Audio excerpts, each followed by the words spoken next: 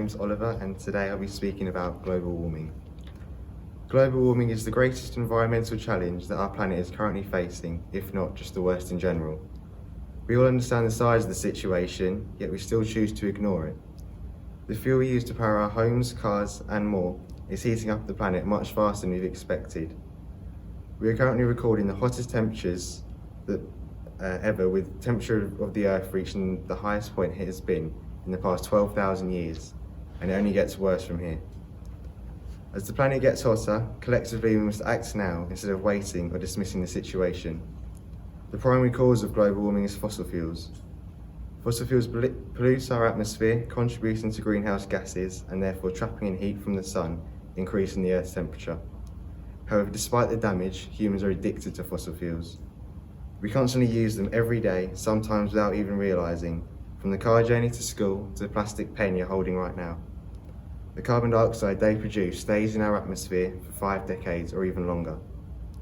Due to the rising temperature, sea levels are also rising.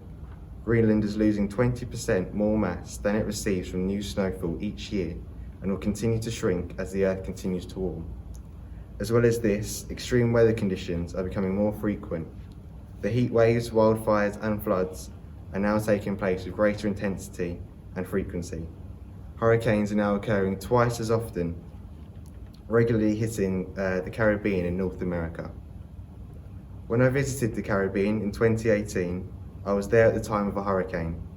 I remember the whole island experienced a lockdown that lasted 3 days, banning people from leaving their homes or visiting the shops. There was heavy rainfall and incredibly strong winds, causing our flight home to be cancelled, and eventually we had to take another route. It was only once I'd got home that I saw the aftermath of the hurricane on the news. It had caused $50 billion in damages across the countries in its path, as well as a total of 172 deaths. Unfortunately, this is now a yearly occurrence.